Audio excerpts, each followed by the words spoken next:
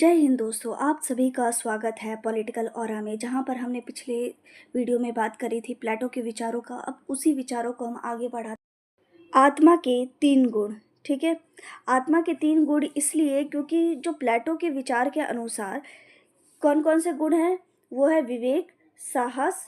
ठीक है, विवेक, साहस और शुद्धता। इसके आधार पर ही आदर्श राज्य के 3 वर्ग है, जहाँ पर दार्शनिक, सैनिक और उत्पादक वर्ग। ठीक है, जो विवेक है ये सर्वोच्च गुण है। ठीक है, ये सर्वोच्च गुण भी है और महत्वपूर्ण भी है, जो कि केवल किस में पाया जाता है, दार्शनिक वर्ग में। और दार्शनिक को ज्ञान के साथ जोड़ करके प्लेटो ने विचार प्रस्तुत किया है कि दार्शनिक वर्ग में ही सर्वोच्च ज्ञान पाया जाता है और इसमें विवेक होता है, इसमें उच्च विवेक भी पाया जाता है, क्योंकि ये शासन व्यवस्था का एक ऐसा पदाधिकारी है। ठीक है, ऐसा पदाधिकारी है जो कि राज्य में महत्वपूर्ण स्थान रखता है और जनता को त्रस्त ना करके जनता के लिए किस प्रकार से उपयोगी हो। क्योंकि जब यूनानी व्यवस्था में, एथेंस में जिस प्रकार का उसने देखा था कि धनी वर्गों का शासन था। ठीक है, और वो क्या थे, लालची थे, लोभी थे और किसके प्रति, केवल धन के प्रति उनका झुकाव होता था। क्योंकि सबसे प्रमुख कारण क्या था, शिक्षा। शिक्षा ना हो करके उनको ज्ञान नहीं थी। ठीक है, ज्ञान उनको ना के बराबर था। और लॉटरी सिस्टम के द्वारा चुनाव करना, जिसके कारण अयोग्य भी शासक बन जाता था, और जिसका उदाहरण हम सुकरात के प्राणदंड में देख सकते हैं। ठीक है, इसीलिए उसने दार्शनिक वर्ग की बात करी। इसके बाद है साहस। ये सभी इसलिए आपको ज़्यादा डिटेल में ना करके, क्योंकि अगर आपको डिटेल पता है तो पॉइंट वाइज लिख सकते हैं। अगर केवल आप पॉइंट वाइज ना लिख करके डिस्क्रिप्टिव टाइप का लिखते हैं एग्जाम में, तो उसके अनुसार आपको वो कोई मार्क्स नहीं मिलेंगे। ठीक है, उसमें कोई मार्क्स आपको नहीं मिलेगा। इसीलिए यह ज़रूरी है कि हम इस तरीके से करें कि पॉइंट वाइज लिखें और पॉइंट के साथ आपके मार्क्स जो है वो इंक्रीज होते रहे। क्योंकि टू द पॉइंट लिखने पर मार्क्स ज़्यादा मिलते हैं, और जितना ज़्यादा आप डिस्क्रिप्टिव टाइप का बता दें और मेन बात ही ना लिखें तो उसमें कोई मार्क्स नहीं मिलते। ठीक है, इसके बाद है साहस। ठीक है, यह गुण सैनिक वर्ग का प्रमुख गुण है, जो कि बाहरी आक्रमण और राज्य की सुरक्षा से रिलेटेड है। आंतरिक शांति और सुरक्षा कायम करना और शासक वर्ग की आज्ञाओं का पालन करना इसके विचार में शामिल है। किसमें, साहस में। फिर है शुद्धता। प्लेटो ने इस वर्ग को महत्वपूर्ण स्थान दिया है। ठीक है, प्लेटो ने इसे भी महत्वपूर्ण दिया है, क्योंकि ये जो शुद्धता पूर्ति करता है, उत्पादक वर्ग, इसका प्रमुख वर्ग है उत्पादक वर्ग, जो कि साहस और दार्शनिक इन दोनों की आवश्यकताओं की भी पूर्ति करता है। ठीक है, यह जो है मानव की आर्थिक आवश्यकताओं को पूरा करना, और व्यक्ति अपनी आवश्यकताओं के लिए परस्पर निर्भर और सहायक किस प्रकार का हो, इसके लिए भी ये विचार किस में दिया गया, उत्पादक वर्ग में। ठीक है, जहाँ पर एक ही स्थान पर सभी लोग रहते हैं, वहीं पर राज्य का निर्माण होता है। और आदर्श राज्य कार्य विशिष्टीकरण के सिद्धांत पर आधारित आत्मनिर्भर बन सकता है। यानी कि जो कार्य विशिष्टीकरण का सिद्धांत है, ठीक है, कार्य विशिष्टीकरण का सिद्धांत यानी कि एक व्यक्ति एक कार्य करेगा। ठीक है, जो कि पब्लिक एडमिनिस्ट्रेशन में भी एक कॉन्सेप्ट होता है। ठीक है, जो कि हम आगे देखेंगे। तो एक व्यक्ति एक कार्य करेगा, यह विचार किस तरीके का रिपब्लिक में दिया है प्लेटो ने, इसके बारे में ये विचार देखने को मिलता है। और इसके साथ ही यहाँ पर ये भी है कि आदर्श राज्य वो है जहाँ पर प्रत्येक वर्ग अपना कार्य करे। जैसे कि हम ये विधायिका, कार्यपालिका और न्यायपालिका का देखते हैं। अगर न्यायपालिका विधायिका के कार्य में हस्तक्षेप करती है तो उसके कार्य जो है वो सही तरीके से नहीं होंगे। अगर न्यायपालिका के कार्य में कार्यपालिका हस्तक्षेप करे तो न्यायपालिका जो है अगर सही तरीके से कार्य नहीं करती तो उसका प्रभाव जनता पर पड़ता है। क्योंकि केवल जनता ही है जो कि सकारात्मक और नकारात्मक, ठीक है, सकारात्मक और नकारात्मक दोनों प्रभाव जो है उसका असर सबसे पहले पड़ता है। ठीक है, इसके बाद है राज्य जो है वो मानव का वृहद रूप है। राज्य मानव आत्मा का वृहद रूप है, क्योंकि मानव जो है उसी ने तो राज्य का निर्माण किया है। ठीक है, तो व्यक्ति प्रमुख है और राज्य का हित, ठीक है, राज्य की हित में ही व्यक्ति का हित है। अगर राज्य कुछ भी करेगा तो उससे व्यक्ति को लाभ होगा, यही आदर्श व्यवस्था का विचार है। इसके बाद है साम्यवाद का विचार। ठीक है, हमने शुरुआत में ही देखा था कि साम्यवाद का विचार जो उनके दोस्त थे प्लेटो के, दियोन के साथ हुए घटना का प्रभाव, जहाँ पर क्या किया गया था, इनको चाटुकारों द्वारा निकलवा दिया गया और इनकी पत्नी और संपत्ति, ठीक है, जो अभी हम आगे भी देखेंगे, इनकी पत्नी और संपत्ति वो दोनों ही किसने ले लिया, वो राज्य के कब्जे में चला गया। और यही विचार था जिसकी वजह से प्लेटो ने अपने विचारों में साम्यवाद की बात करी है। अब साम्यवाद किस तरीके का है ये देखना होगा। ठीक है, दियोन की घटना का प्रभाव है। फिर है प्लेटो ने अपने आदर्श राज्य के में न्याय के प्रति दो तरीके बताए, एक है शिक्षा का, सकारात्मक शिक्षा का प्रभाव, और दूसरा है साम्यवादी प्रभाव। ठीक है, कि आदर्श राज्य कैसे बनेगा, आदर्श राज्य कैसे बनेगा, एक शिक्षा के द्वारा और दूसरा साम्यवादी व्यवस्था के द्वारा। ठीक है, साम्यवादी विचार के अंतर्गत संपत्ति और पत्नी के साम्यवाद पर प्लेटो के विचार इसमें शामिल है। प्लेटो के अनुसार शासकों का ना तो, ठीक है, शासक कौन होंगे, शासक होंगे दार्शनिक वर्ग, शासक है दार्शनिक वर्ग, तो ना तो उनका कोई परिवार होगा और ना ही कोई संपत्ति होगी, किसकी, दार्शनिक के। और यही विचार सैनिक वर्ग पर भी लागू है कि सेना और दार्शनिक इन दोनों का ही ना ही कोई परिवार होगा, ठीक है, ना ही कोई परिवार होगा और ना ही कोई संपत्ति होगी, क्योंकि अगर किसी का परिवार होगा तो मोह होगा, हमें भी परिवार के प्रति मोह, जिम्मेदारी ज़्यादा दिखती है। लेकिन अगर वही चीज़, अगर किसी का परिवार ही नहीं है तो वो बिना मोह के कोई कार्य कर सकता है। ठीक है, और परिवार ना होने पर पथ भ्रष्ट नहीं होगा। अगर परिवार होता है तो मोह होगा और मोह होगा तो पथ भ्रष्ट होगा और शासन व्यवस्था पर इसका क्या होगा, नकारात्मक प्रभाव पड़ेगा। ठीक है, इसीलिए उसने आदर्श शासन के लिए ये विचार प्लेटो ने शामिल किया है। ठीक है, इसके साथ ही आदर्श शासक परिवार में, ठीक है, सीमित ना हो और एक ऐसा आदर्श राज्य का विचार प्रस्तुत कहा है जहाँ पर शासन व्यवस्था सुचारू रूप से चले और नैतिक बंधन ना हो, क्योंकि जिसका परिवार ही नहीं होगा, ठीक है, परिवार ही नहीं होगा, वहाँ पर नैतिक नियम की बात जो है वो अपने परिवार के लिए, ठीक है, वो अपने परिवार के लिए वो चीज़ें नहीं सोचेगा, परिवार के लिए वो चीज़ें नहीं सोचेगा, क्योंकि वो तो केवल राज्य हित के बारे में सोचेगा। इसीलिए उसे नैतिक बंधन से स्वतंत्र और चिंताओं से मुक्त करके किस पर बल दिया गया है, केवल समाज हित पर, समाज हित पर और समाज के कल्याण हेतु।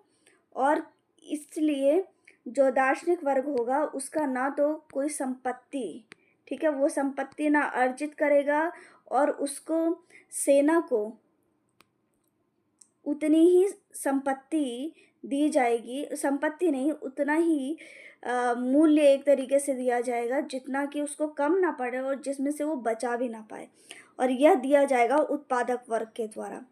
ठीक है, यही चीज़ है, ये उत्पादक वर्ग ही, इसको परिवार रखने की स्वतंत्रता है, लेकिन इसको सेना को और दार्शनिक को नहीं दिया गया है ये अधिकार। ठीक है, क्योंकि शासन व्यवस्था में इन्हीं का मुख्य रोल है। ठीक है, तो इसीलिए संपत्ति की इच्छा भी ये नहीं कर सकते। आदर्श राज्य की विशेषताएं क्या है, विशिष्टीकरण के आधार पर वर्ग विभाजन, ठीक है, यानी कि एक व्यक्ति, एक वर्ग के लिए एक कार्य किया गया है। ठीक है, दार्शनिक हो गया, सेना हो गया और उत्पादक हो गया। फिर क्षमता के अनुसार कार्य विभाजन, ये भी देखा कि जिसकी जैसी क्षमता होगी वो उसी पड़ाव में वो रुक जाएगा ही। अर्थात अगर कोई उत्पादक वर्ग है, क्योंकि यह व्यवस्था की जो शुरुआत है वो शिक्षा व्यवस्था के द्वारा हुई है। अगर कोई सबसे ज़्यादा सर्वोच्च स्तर पर ज्ञान की प्राप्ति कर लेता है तो उसमें विवेक आ जाता है।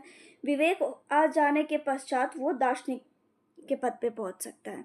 वहीं सेना है, अगर वो दार्शनिक के पद पर नहीं पहुंच पाता, उस परीक्षा में सफल नहीं हो पाता, तो सैनिक वर्ग में।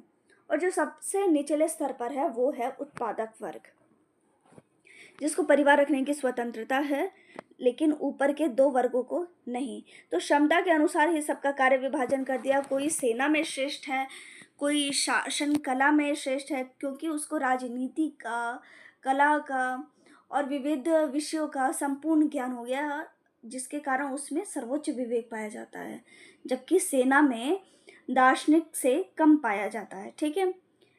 फिर न्याय संबंधी अवधारणा। न्याय संबंधी अवधारणा में क्या है कि नागरिकों में कर्तव्य भावना ही राज्य का न्याय सिद्धांत है। यानी प्रत्येक वर्ग अपने क्षमता के अनुसार ही कार्य करते हैं और उसमें ही आगे बढ़ाते हैं, तो वही जो है राज्य का न्याय सिद्धांत है। यदि प्रत्येक व्यक्ति न्याय सिद्धांत के अनुसार कार्य करेगा तो पूर्ण संतुष्टि, सुख, प्रसन्नता प्राप्त होगी। कोई किसी के कार्य में इंटरफेयर नहीं करेगा। राज्य द्वारा नियंत्रित शिक्षा व्यवस्था तीनों वर्गों के लिए अलग अलग दी गई है। जहाँ पर उत्पादक वर्ग के लिए, ये देखिए ध्यान से, उत्पादक वर्ग के लिए कोई शिक्षा का पाठ्यक्रम नहीं है, बल्कि दार्शनिक के लिए शिक्षा का सर्वाधिक महत्व है। ठीक है। जो कि प्लेटो का अंतिम लक्ष्य भी रहा है कि दार्शनिक राजा का शासन ही प्लेटो का अंतिम लक्ष्य था, इसीलिए इसको सर्वोच्च विवेक देना था।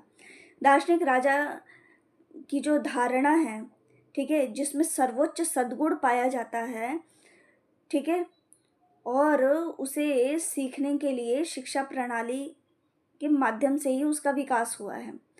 सामाजिक शिक्षा ही सामाजिक न्याय का साधन है। ठीक है। सामाजिक न्याय कब होगा? जब सामाजिक शिक्षा दी जाएगी।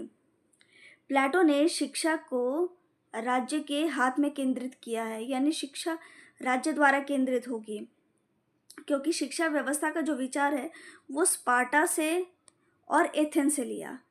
तो दोनों किस प्रकार अलग है ये भी हम आगे विस्तार पूर्वक चर्चा करेंगे।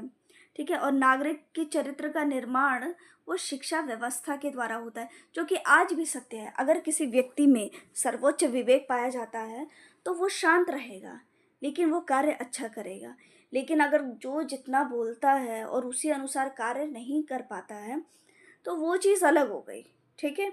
यानी कि अगर व्यक्ति का चरित्र बनता है, नागरिक का चरित्र बनता है, तो उसका प्रमुख कारण क्या है? उसकी शिक्षा व्यवस्था। ठीक है। इसीलिए उसने शिक्षा की बात अलग करी है। ठीक है। साम्यवाद। ठीक है। अब ये साम्यवाद का प्रभाव किस तरीके से आगे, ये हमने देखा। इसके साथ ही कि स्पार्टा में स्त्रियों को राज्य हित संचालन का भार सौंपना। ठीक है। राज्य के लिए संचालन में महिलाओं को भार सौंपना, यहाँ पे सौंपना और बालकों को 7 वर्ष तक परिवार के साथ और उसके बाद राज्य को सौंप देना। संपत्ति के साम्यवाद की बात करी है। ठीक है। कि शासक वर्ग और सैनिक वर्ग के पास नहीं होगी और सोने चांदी को स्पर्श करना वर्जित होगा। ठीक है। और फिर उनका कार्य केवल देश की रक्षा करना। और ये साम्यवाद का विचार जो है वो भोग नहीं त्याग का मार्ग है, क्योंकि इन दोनों ने ही, दार्शनिक और शासक, ये दोनों ही क्या कर रहे हैं? ये दोनों ही केवल एक राज्य के प्रति अपनी भूमिका निभा रहे हैं। ठीक है। इनका प्रमुख जो भूमिका है वो केवल राज्य किस प्रकार प्रगति करे, किस प्रकार वहाँ के लोग तरक्की करें, किस प्रकार वहाँ पर सभी चीज़ें सुचारू रूप से चले, इस पर इनका बल था। ठीक है। अब पत्नियों के साम्यवाद की विचार, ये भी इन्होंने दिया है। ठीक है। ये भी हमें पता है कि ये रिपब्लिक में है और प्लेटो के न्याय सिद्धांत पर आधारित एक आदर्श के निर्माण के लिए संपत्ति के साम्यवाद के साथ परिवार का साम्यवाद भी ज़रूरी है। ठीक है, ये किसका मानना था विचार? ये प्लेटो के विचार थे। फिर पारिवारिक संस्था का अंत किए बिना ही व्यक्तिगत संपत्ति के उन्मूलन का प्रयास, यानी अगर पारिवारिक संस्था का अंत कर दिया जाए तो व्यक्तिगत संपत्ति का विचार दार्शनिक के प्रति रहेगा ही नहीं। ठीक है, अगर किसी का परिवार ही नहीं रहेगा तो वो संपत्ति किसके लिए करेगा? ठीक है, फिर विवाह और परिवार। ठीक है, यहाँ पर क्या है? ठीक है, ये एक मिनट, विवाह और परिवार में है। ठीक है, विवाह और परिवार ईर्ष्या को बढ़ावा मिलेगा। यहाँ पर विवाह और परिवार, ठीक है, ये एक ऐसी संपत्ति है, ये संपत्ति की रूप है। ठीक है, इससे लालच और ईर्ष्या, यहाँ पर ईर्ष्या को बढ़ावा मिलेगा। आदर्श शासक और संरक्षक वर्ग के लिए निजी संपत्ति के साथ पारिवारिक संस्था को समाप्त करना और पत्नियों की साम्यवादी योजना प्रस्तुत करी है। किसने? प्लेटो ने। यही चीज़ें हैं जो कि आगे हमें की पॉइंट्स के रूप में हमें अपने मेंस एग्जाम में ये मेंशन करना है। श्रेष्ठ संतान का जन्म। ठीक है, श्रेष्ठ संतान कैसे जन्म लेगी? ये वाली बात है कि वैवाहिक प्रथा और पारिवारिक प्रथा पर कुठाराघात करता है। ये वाला जो विचार है ये तो प्रमुख है ही, और साथ में श्रेष्ठ संतान के जन्म के लिए अभिभावक और संरक्षक वर्ग को योग्य समझकर इस वर्ग में स्त्री पुरुषों में अस्थायी विवाह संबंधित द्वारा संतान उत्पन्न किया जाता है। यानी कि ये दोनों वर्ग के परिवार तो नहीं होंगे लेकिन इनसे संतान ज़रूर होगी, और वो संतान केवल 7 साल तक माँ के साथ रहेगी और 7 साल के बाद वो फिर राज्य के नियंत्रण में, और राज्य के नियंत्रण में जब चल जाएगा तो उसे ये नहीं पता होगा कि कौन किसका बालक है। यानी बच्चा माँ को नहीं जानेगा और माँ बच्चे के प्रति अनजान है। ठीक है, तो ये एक ऐसी व्यवस्था है, यह व्यवस्था स्पार्टा के विचारों, स्पार्टा जो वहाँ पर व्यवस्था थी, ठीक है, जिससे कि प्लेटो के विचार प्रभावित हुए हैं। तो ये जो स्पार्टा और एथेंस की शिक्षा, इन दोनों का मेल जोल का जो स्वरूप है वो प्लेटो ने अपने विचारों में लिया है, जहाँ पर श्रेष्ठ गुणों से संपन्न जो शासक होगा और जो संरक्षक वर्ग होगा, ठीक है, सैनिक वर्ग होगा, इनके द्वारा जो उत्पन्न होंगे वो उच्च गुण वाले होंगे, और इसके अलावा जो निम्न गुण वाले होंगे उसको राज्य स्वीकार नहीं करेगा। ठीक है,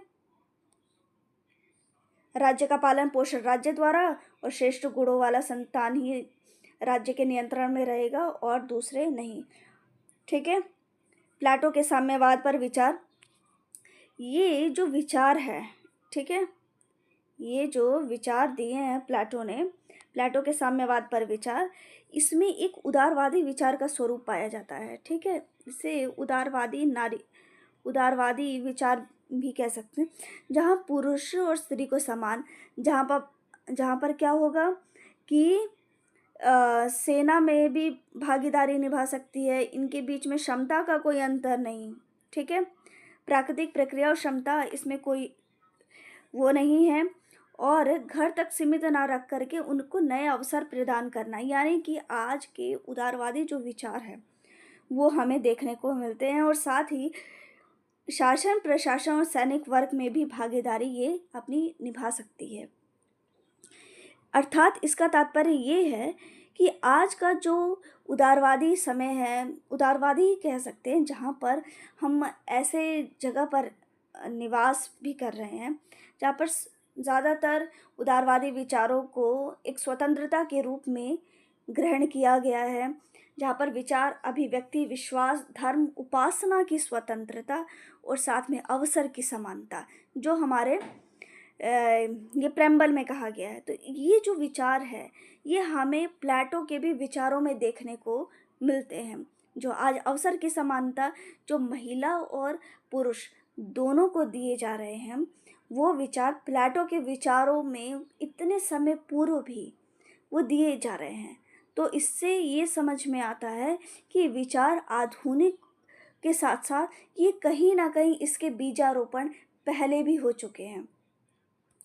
तो शासन प्रशासन में भागीदारी, और जहाँ पर ये नारीवादी कॉन्सेप्ट है, ठीक है, नारीवादी कॉन्सेप्ट ये भी कहा जा सकता है कि नारीवाद का किस तरीके से उन्होंने अपने विचारों में शामिल किया है।